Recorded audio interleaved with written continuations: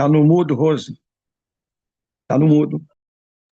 Boa tarde, meus amigos, boa tarde, minhas amigas. Nós estamos aqui na Sociedade de Estudos Espíritas Francisco de Assis, hoje é 6 de outubro de 2025.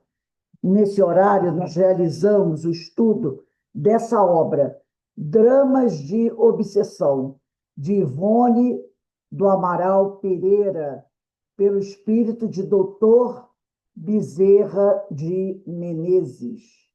Nós estamos estudando a primeira parte do livro, né, que fala de Leonel. Primeira parte, ela fala de Leonel e os judeus nos serviços do Consolador. E nós estamos estudando, hoje vamos estudar o último capítulo dessa primeira parte, que é o capítulo 9.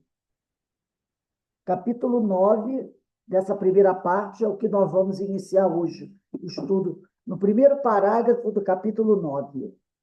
Mas antes de iniciarmos, vamos agradecer a Deus, vamos agradecer a Jesus pelas bênçãos que todos nós recebemos ao longo de nossas vidas, né? Que o Pai nos abençoe, que o Pai nos fortaleça, proteja os nossos lares, nossos familiares, nossos amigos, vizinhos, toda a comunidade. E sempre pedimos a Deus ombros fortes para que a gente possa seguir a nossa trajetória cumprindo com os desígnios do Senhor, né? E também sempre pedimos por aqueles espíritos mais sofredores, que são muitos aqueles que estão desamparados e se sentem, né, desamparados, em sofrimento, que Deus tenha piedade dessas almas. E assim, né, agradecemos a Deus a oportunidade e vamos continuar a nossa caminhada.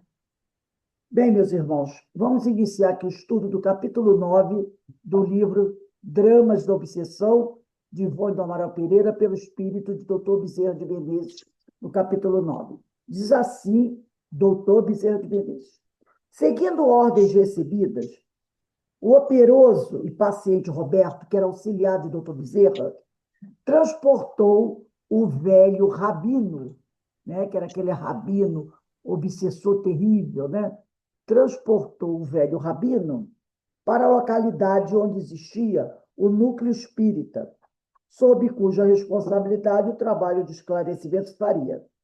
Para o obsessor judaico, a caminhada fora normal, afigurando-se que marchava a pé pelas ruas de Lisboa, as mesmas que 4 séculos antes perlustrava diariamente, e cujas imagens e panoramas se haviam decalcado em suas forças mentais, tornando reais para si mesmo as figurações que não mais existiam, senão nas repercussões vibratórias das suas recordações concretizadas. Então, aquelas imagens, né, que ele via, que ele lembrava, que ele conhecia de 4 séculos atrás na cidade de Lisboa, não existiam mais, era outro panorama na cidade, né? A cidade havia passado por urbanização, a cidade mudou de 1500 para do 1900 e quando foi escrito esse livro, né? Final dos anos do século XX, a cidade de Lisboa mudou muito, mas na cabeça dele ele ainda mantinha a imagem da velha Lisboa de 500 anos atrás, né?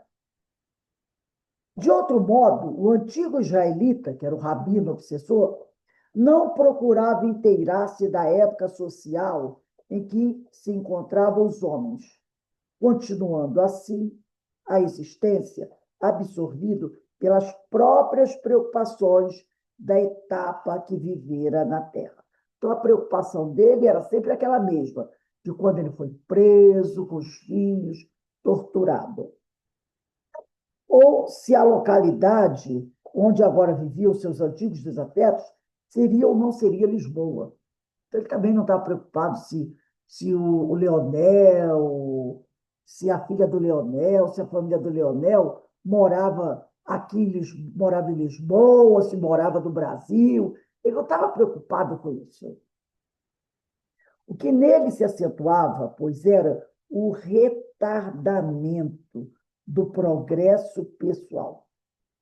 A personalidade amodorrada, quer dizer, abatida, cansada, né? Então, o que se acentuava dele, o que aparecia dele, o que ele demonstrava era esse retardamento do progresso pessoal. A personalidade amodorrada, quer dizer, abatida, cansada pelo ódio sombrio e tradicional, a mente e a vontade escravizadas a uma ideia inferior, incapacitando, portanto, para as funções da evolução normal. Quer dizer, do jeito que ele não estava progredindo, ele não estava evoluindo. Aquelas condições dele de raiva, aquele desejo de vingança, aquele ódio sombrio, aquela situação, né? Aquilo tudo impedia o progresso individual dele. E de qualquer um, né? Os 4 séculos decorridos do dia em que se vira aprisionado pelas autoridades do chamado Santo Ofício de Lisboa, com toda a sua família, até os dias atuais, afiguravam-se em período normal de alguns anos. Então, esse livro foi publicado em 1964. Tá? Ele foi publicado em 1964. Mas a história, é claro, não aconteceu em 1964.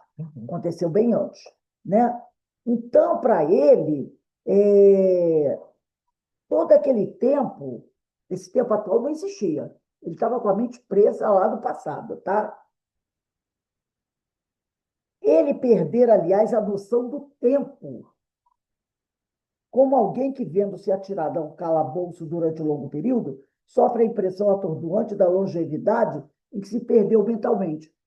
Não podendo distinguir, portanto, as datas, não mais podendo contá-las, sequer se apercebendo do fundo de seu abismo de impossibilidades, se para além das muralhas que o detêm é dia ou permanece em trevas eternas, idênticas às do cárcere que se mesquinha. Ele não tinha noção nenhuma de tempo, de dia, né? De ano. Ele ficava preso sempre naquilo. Como alguém que é colocado dentro de uma masmorra e trancam-se as portas, onde não entra claridade, a pessoa perde toda a noção de tempo. Em verdade, nem esse pobre sofredor e tampouco os filhos queriam distinguir em derredor senão as personalidades pelas quais se interessavam ou que com elas se relacionavam. O único interesse deles era se vingar daquelas pessoas. O resto, tempo, espaço, onde estou, não estou, que é, isso não interessava. Ele só tinha um objetivo: a vingança, destruir o inimigo.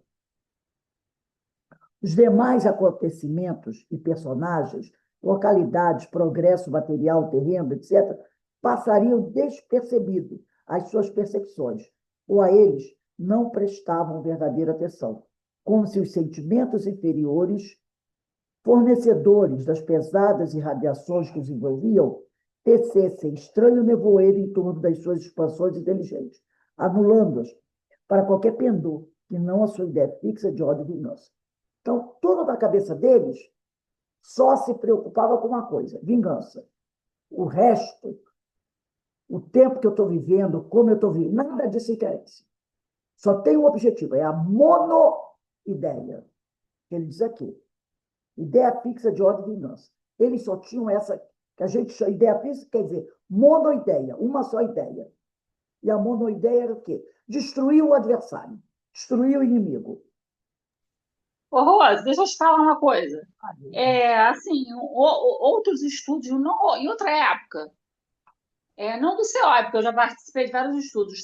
Teve um grupo assim que falou, não deu muita ênfase a essa parte da monoideia, mesmo nos livros trazendo esse esclarecimento que você está trazendo. Por que existe essa divergência de aceitação da monoideia ou não? Eu nunca vi isso, não, Cristina. O que eu sei é o seguinte: o que os espíritos sempre fazem, né? Falam. A monoideia é quando você só tem na sua cabeça uma coisa, um objetivo. Eu quero destruir fulano. E que se dane o resto, não me interessa. As pessoas vão dizer, fulano não faz isso, que você vai se prejudicar. Não me interessa. Fulano, isso faz mal para... Não me interessa, eu quero... Essa monoideia é o que caracteriza a maioria dos obsessores. Aqueles que estão buscando vingança de alguém. Na mente dele está cristalizado um só objetivo: destruir aquele que o infelicitou. E ele vai fazer de tudo para conseguir conquistar aquele objetivo. Isso é monoideia. É quando você só tem um objetivo. Você vive, você Não, eu respira. acho que, não, eu acho que eu confundi, desculpa. Eu acho que eu tava, não era esse meu pensamento, não. Agora, você está certa. Eu acho que eu estava pensando, acho que é uma coisa meio ainda vou preparar na minha mente, mas quando a pessoa ela faz uma coisa para ela mesma, entende? Assim, uma auto-obsessão. Acho que é isso que eu acho que seria mais isso, Eu acho que seria mais A isso. monoideia é isso. É quando você vive, respira só com aquele objetivo. Eu quero matar, eu quero destruir. Não, é verdade, isso faz sentido mesmo. Eu acho que eu não formulei muito bem, não. Acho que foi. Eu meio que. Acho que eu me perdi um pouco aí quando eu trouxe isso aí. Eu acho que seria mais dessa parte da auto-obsessão mesmo. Então tudo bem. Mas aí depois, se eu tiver. Depois eu Tudo bem. formulo e te falo. Tá legal. Aí ele diz aqui, assim sendo, não perceberam que se transferiram de Portugal para o Brasil. Eles nem perceberam isso, que tudo aconteceu lá em Portugal, não foi? Só que o Leonel e a família moram no Brasil. Esses espíritos reencarnaram no Brasil. E eles estão no Brasil perseguindo. Eles nem perceberam isso, que saíram de Lisboa para o Brasil. Aí ele diz aqui, né? Assim sendo, não percebe. Eles, na verdade, eles constroem uma barreira em torno deles que não permite a eles levar nada em consideração, ver nada. É só aquela ideia fixa. Então, ele diz aqui, não perceberam que se transferiram de Portugal para o Brasil, atraído pelas correntes afins existentes entre eles próprios e aqueles a quem odiavam. É a sintonia. Para onde Leonel e a família iriam, eles iam atrás.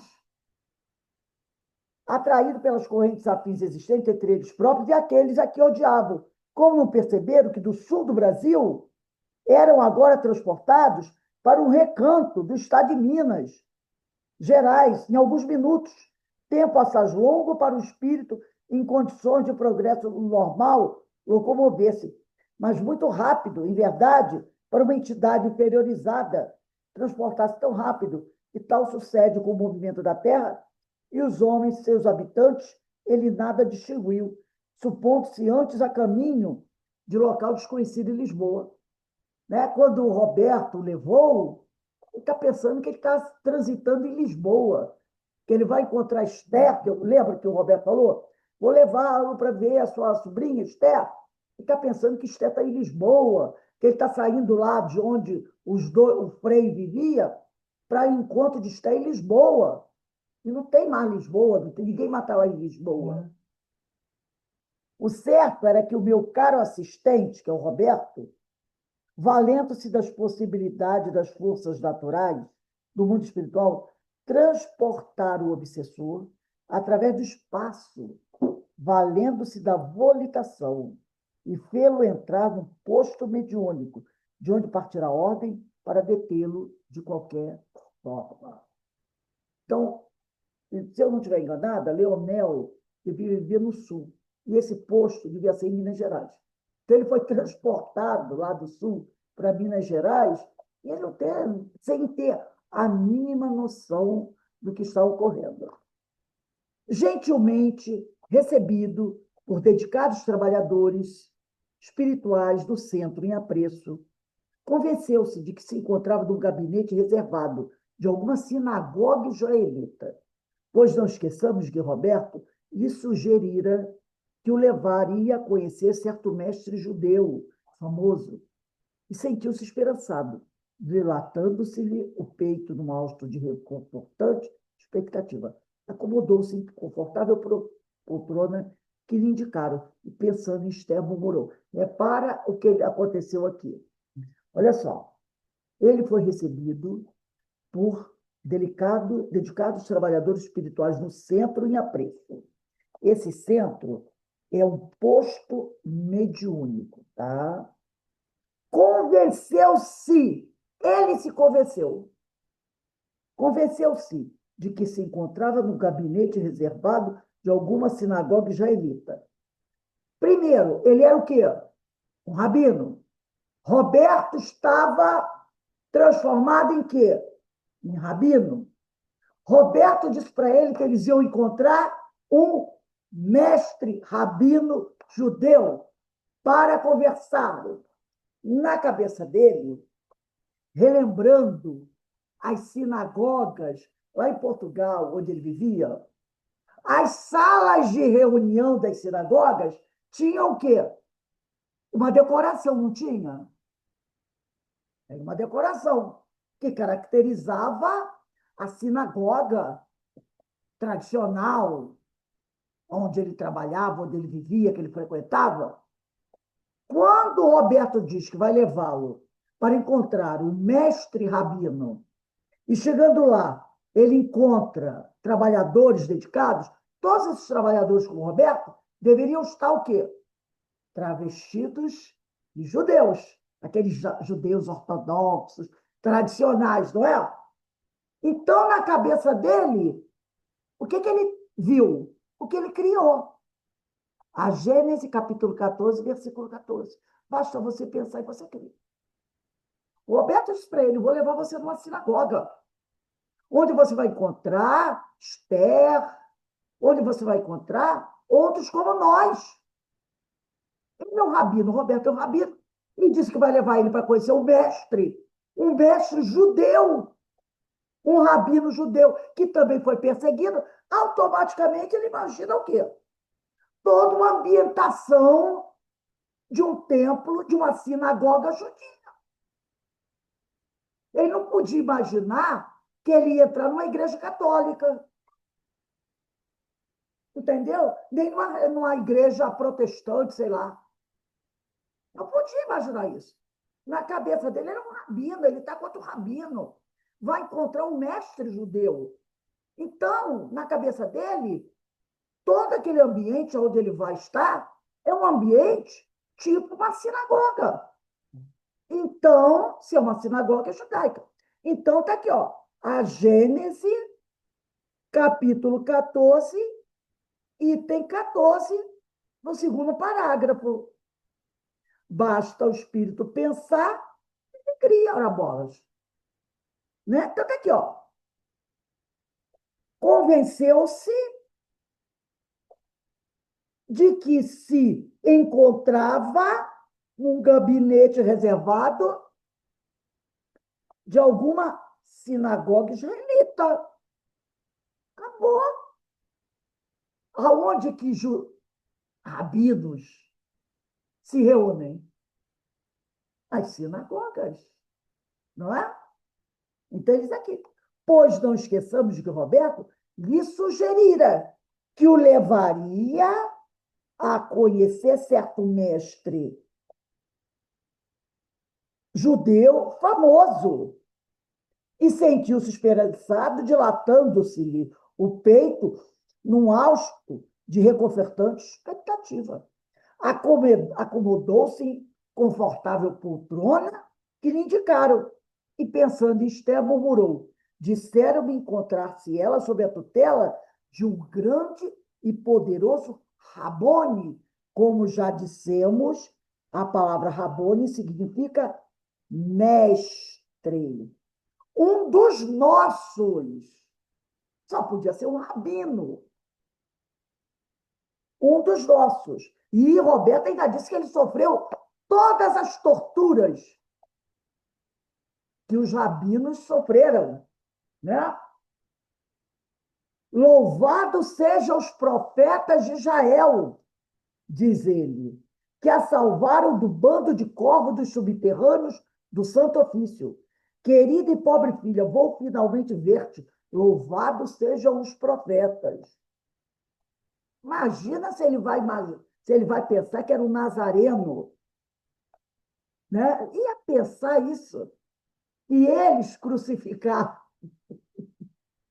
Não foram os judeus que crucificaram? Não foram os sacerdotes judeus que crucificaram Jesus? Foi.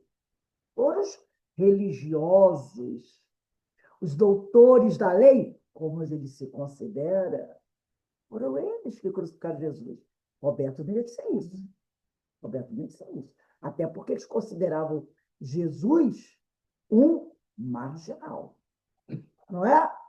Para os judeus daquela época, Jesus vivia à margem da lei. E mereceu ser punido como fora da lei era punido. Cruz. Era o castigo para os fora da lei. Tanto que ele morreu entre dois ladrões. Ele iria dar valor a Jesus? Claro que não. Claro que não. Pendeu a cabeça ele, o rabino, e adormeceu, sob nossa injunção. Sobre a terra, eram 2 horas da madrugada. Entretanto, na residência de Leonel, os 3 jovens obsessores, os filhos, viram que um pelotão de guerreiros árabes invadia a casa de Leonel, né? Enquanto exteriormente guardas armados se postavam, rodeando a casa, assim possibilitando quaisquer tentativa de fuga. Eles invadiram, cercaram a casa para não deixar os 3 filhos fugirem, amedrontando-os e predispondo-os a atender os convites para ir ao encalço do pai. Então, eles tiraram o Leonel numa boa, agora os filhos não, vocês vão sair daqui de qualquer maneira. Não tiveram essa conversa com o filho, porque o pai era outro departamento, entendeu? Os filhos ainda não. Apavorados os filhos, os espíritos dos jovens, né? Ante a perspectiva de perseguições renovadas, pensaram que era o Santo Ofício que estava invadindo a casa, pois conservavam ainda como atualidade impressionante a lembrança das atrocidades sofridas sob os despotismos da Inquisição. Eles ainda traziam no corpo as feridas, né, de que eles sofreram lá das torturas. Corriam eles a se ocultarem, gritando por socorro e misericórdia, bradando pelo Pai, que já não viam, repetindo ato por ato, as cenas de terror do dia em que foram presos pela milícia do Santo Ofício. Então, quando eles entraram, eles pensaram o quê? É o Santo Ofício que veio buscar a gente de novo. Aí começaram a correr, tentar se esconder, como há 400 anos atrás aconteceu. Cenas que o ódio, a revolta, o terror e o desespero haviam gravado de forma indelével nas suas superexcitadas mentes. Porque o momento que eles foram presos há 400 anos atrás, esse momento eles não esqueceram. Estava lá, bem forte. Quando aquela cena se repetiu, eles pensaram o quê? Pô, vamos ser novamente levados pelo Santo Ofício para as masmorras para sermos torturados. Porque eles não imaginavam, a mente deles ainda estava presa no passado. Estava presa no passado. Para eles, aqueles guerreiros armados eram os assalariados da igreja, que teriam criado um capricho novo, a fim de arrastá-los ainda uma vez à prisão e à consequente tortura, já tantas vezes experimentada. Que importava a indumentária conhecida dos soldados árabes, que ali distinguiam? Eles olhavam para aquela indumentária dos árabes e da cabeça deles, eles não paravam para pensar, não, a roupa dos soldados do Santo Ofício é outra. Não se estavam preocupados que a roupa dos soldados era diferente dos soldados do Santo Ofício. Eles achavam que esses soldados do Santo Ofício estavam disfarçados para enganá-los, né? Que importava a indumentária conhecida dos soldados árabes que ali distinguiam? Por aqueles remotos tempos, não raramente acontecia que judeus convertidos à fé católica, olha só, tem um nome que dá, me fugiu o nome agora, eu acho que são os novos, não sei, Zé Mapa, que eles chamavam de novos católicos, né, que eram os judeus convertidos à força à fé católica. Tem um nome que a gente dá a esses convertidos. O nome fugiu agora. São ai meu Deus, os novos. Depois, daqui a pouco. São novos judeus, né?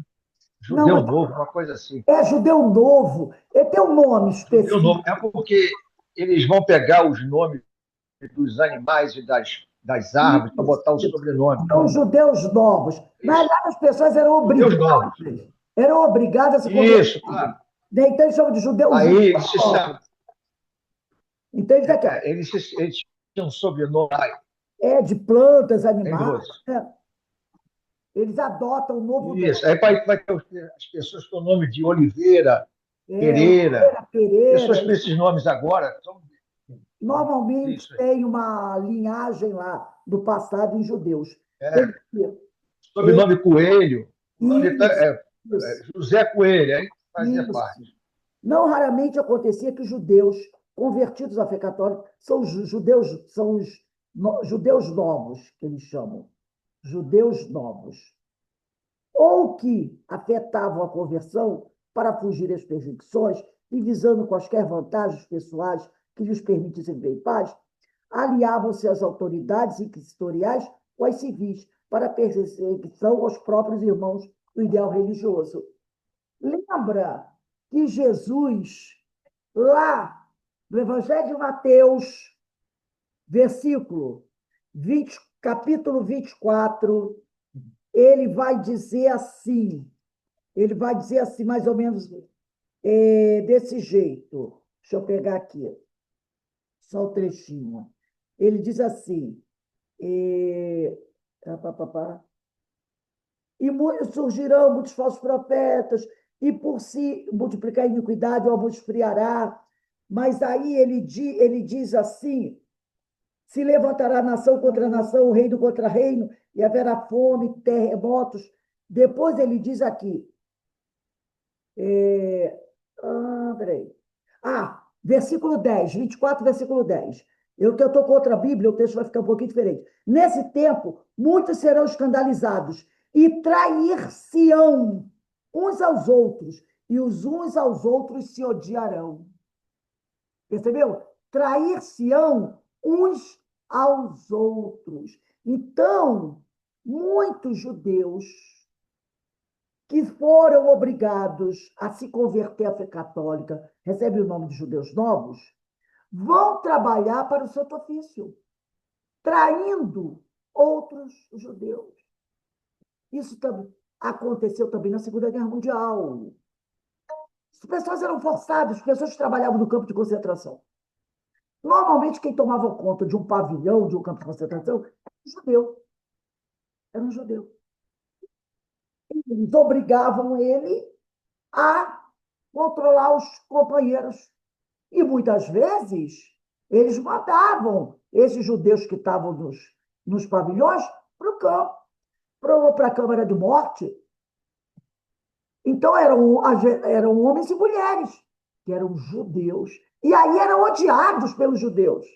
Mas esses judeus que os odiavam, muitas vezes queriam ter tido a oportunidade de terem sido escolhidos pelos nazistas para tomarem conta, porque demoravam mais para morrer, alguns até escaparam da morte, porque eles chegavam assim, bando de judeus dentro do pavilhão. Eles escolhiam 1, 2, 3, 4. Vocês aí vão trabalhar tomando conta desses. E se vocês deixarem eles fazerem bagunça, vocês morrem. O que o sujeito ia fazer? Né? Aí o pessoal odiava esses. Mas eles eram obrigados a vigiar. E alguns eram muito duros.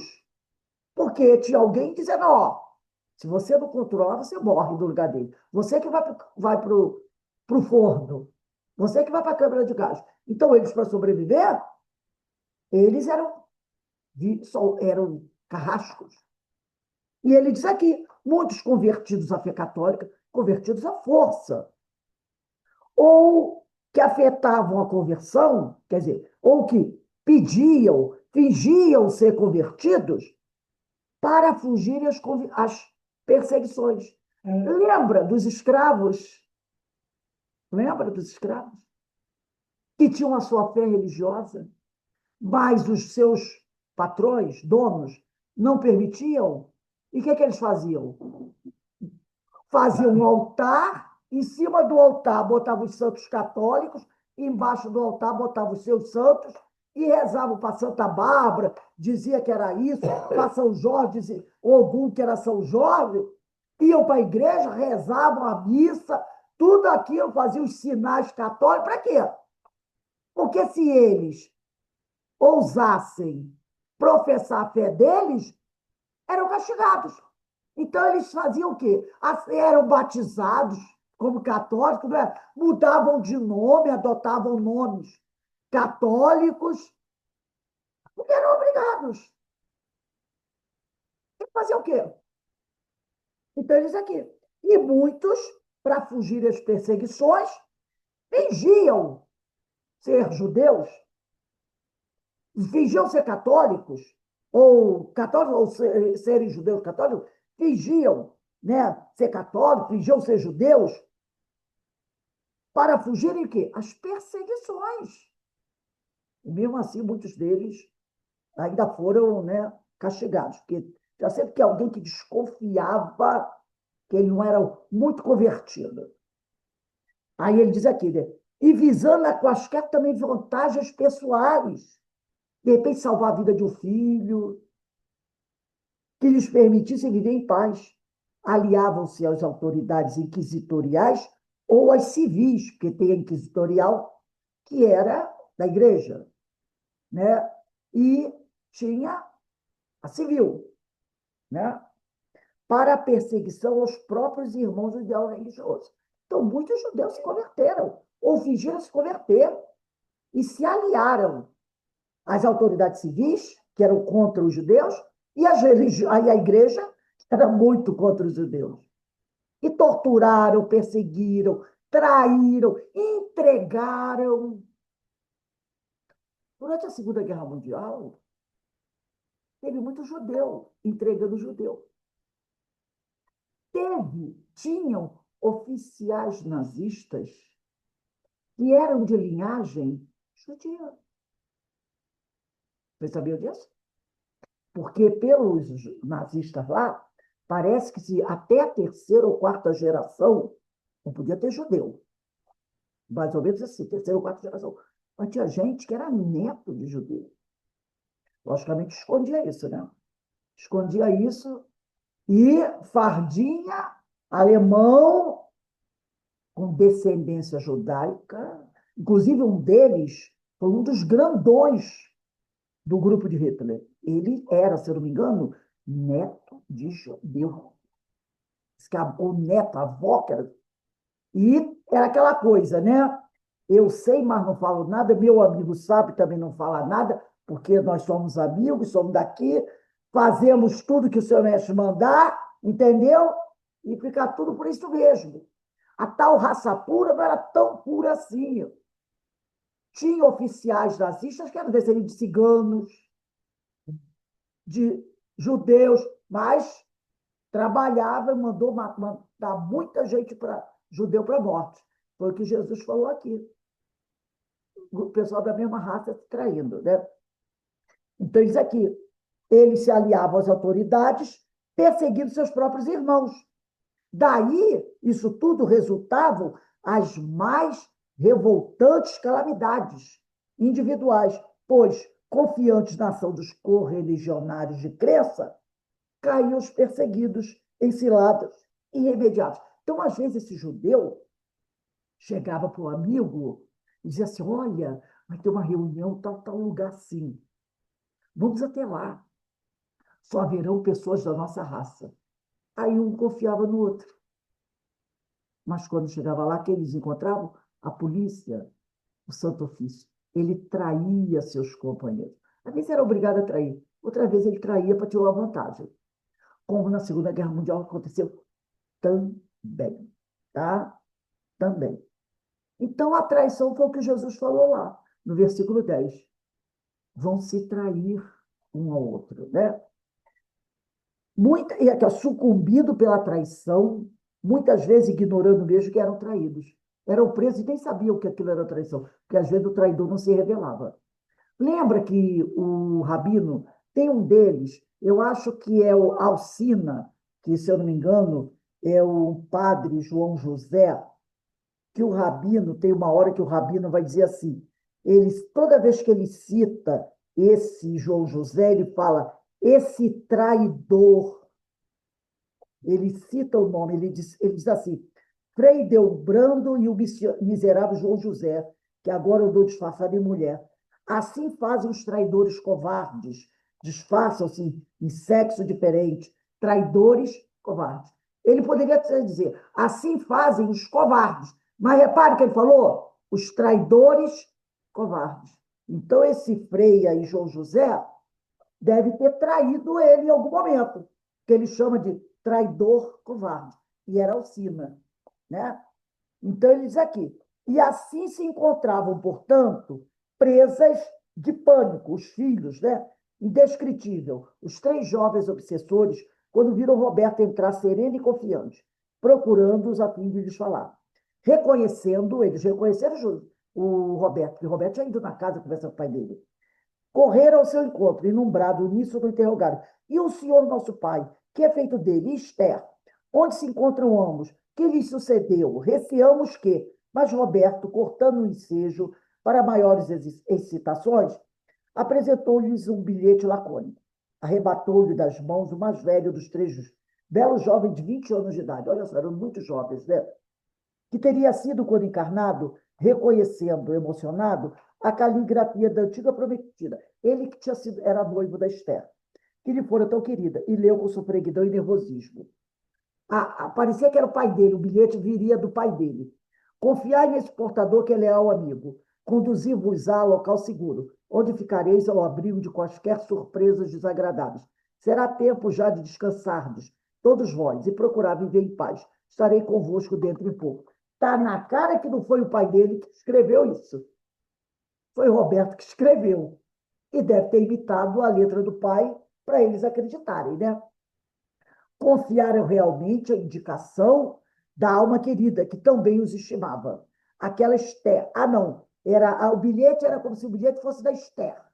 Confiaram realmente a indicação da alma querida, que também os estimava. Aquela Esther que os desejava contemplar na senda sublime da verdade e do amor. Confiaram e seguiram, acompanhando o meu dedicado assistente, por se distanciarem do local, que supunham invadido pelos sequazes da Inquisição. E assim foi que, ao cabo de algum tempo de marcha, viram que se descerrou, permitindo-lhes a passagem, um frágil portão de ferro fundido, gradeado tão comum no século XX, o qual lhes apareceu gracioso, habituados que se achavam suas mentes à ideia dos pesados portões de carvalho, chapeados de ferro ou de bronze do século XVI. O mais novo dentre os 3 irmãos, espírito que havia 4 séculos, ele conservava a forma espiritual de um jovem de 13 anos. O nome dele era Rubens. Gente, um dos obsessores só tinha 13 anos. Uma criança, né? Uma criança. Foi barbaramente torturado. 13 anos. Uma criança. O mais velho tinha 20. O nome dele era Rubem, né? E ele fez um comentário, né? Até um comentário jocoso. Ele disse assim, a julgar, por causa do portão, que era um portão pequeno, muito simples, enquanto os portões, né, antigos eram portões grandes, pesados. Ele diz assim, a julgar-se pela singeleza destes batentes, se referindo ao portão, a segurança junto ao grande Rabone será tão poderosa. Porque ele olhou o portão por onde eles entravam. E o Roberto disse que o Rabone estaria ali e que eles estariam protegidos. Ele olhou aquele portãozinho e ele disse assim, esse portãozinho é que vai proteger a fortaleza aonde o Rabone fica.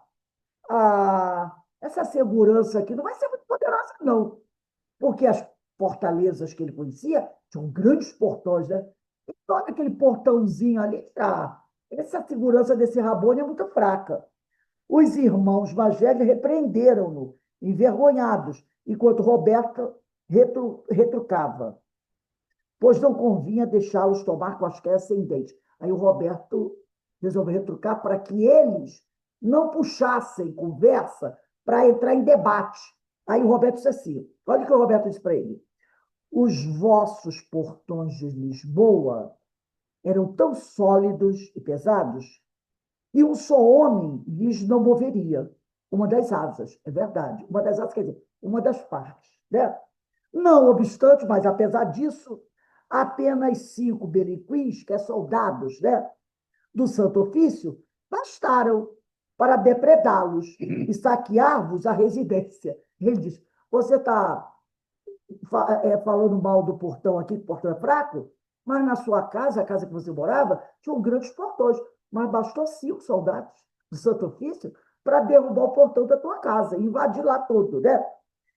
Aí ele fala, estes portões que estão aqui são frágeis, com efeito, são frágeis, são portões pequenos, mas eu desafio a todas as milícias da terra e do invisível inferior a transpô-los para vos arrebatarem do pequeno solar que aqui vendes. Então ele diz, nossos portões podem ser pequenos, porque aqui diz assim, ó, que era um frágil portão de ferro fundido, gradeado, tão comum no século XX, o qual lhes apareceu gracioso. Então eles olharam um portão, porque a casa era o templo remontava uma casa do século XX, onde eles estavam. Então era um portão pequeno, em comparação com aqueles grandes portões. Então ele falou, esse Rabone é protegido por portões assim, não vai dar nem para começar conversa para proteger o Rabone. Aí foi que o disse assim, mas na sua casa tinha grandes portões. E bastou 5 soldados de Santo Ofício para derrubar. Agora, esses portões daqui aparentam ser pequenos, mas eu desafio todas as milícias da terra. Aí ele fala, e do invisível inferior, se dirigindo a eles, porque eles eram do invisível inferior, né? A transpô-los para vos arrebatarem, para retirar vocês daqui. Era o centro espírita, né, Rose? Era o centro Era o espírita. centro espírita. Então, ele quis dizer, o portão pode ser pequeno, mas pode vir todas as milícias da terra, pode vir todas as milícias do umbral, das trevas, que eles não conseguirão entrar aqui e não conseguirão tirar vocês daqui de dentro. Vocês aqui estão verdadeiramente protegidos. Então, e ele disse aquilo para cortar o debate, para que o rapaz não continuasse, a criança, né, continuasse a questionar. Gente, nós vamos parar aqui, né? Não, nós vamos parar. Ele, aqui, ó, semana que vem, aqui, o próximo parágrafo da semana que vem, bota aí, é o parágrafo 15. Ó, como te inteiraste do que se passou à nossa prisão? Adveio mais velho. Esté entrou em confidências porventura, então ele quer saber, como é que você sabe como se aconteceu a prisão? Como é que nós fomos presos na nossa casa, né? Como é que você sabe como eles invadiram a nossa casa? Foi a Esté que contou para vocês? Esse é o parágrafo 15 do capítulo 9. Bota aí 15. A data, dia 13. 13/10/25. Repararam como o espírito, no caso, como Roberto, precisa estar pronto para dar todas as respostas na hora certa? Ele fez aquilo para quê? Para cortar o rapaz, porque o garoto poderia continuar fazendo perguntas e aí poderia criar uma desestabilização. Os irmãos vieram, repreenderam, então o Roberto deu aquele corte, para não deixar. Então a gente vê como um trabalhador, né, bem preparado, tem que estar pronto para saber intervir na hora certa e cortar, né, um processo ali. Então, muito interessante, né? E semana que vem a gente continua estudando o capítulo 9, no parágrafo 15. Então, nesse momento, nós vamos aqui encerrando o nosso estudo de hoje, que daqui a pouco nós teremos aqui a nossa palestra pública, né? Que o tema da nossa palestra é do livro Convites da Vida, de Joana de Ângeles, e o tema é convite ao bem, né? Convite ao bem. Então, não, desculpe, é convite à alegria. Convite à alegria. É o primeiro capítulo do livro Convites da Vida. Convite à Alegria. Então, daqui a pouco a gente retorna para a nossa palestra pública, mais uma vez agradecendo a Deus, agradecendo a Jesus pelas bênçãos que nós recebemos, né? Todos esses ensinos, desde o estudo do Livro dos Espíritos, porque isso é para nos ajudar no nosso progresso. Que a paz do Senhor esteja com todos nós. Vou passar aqui para a Denise.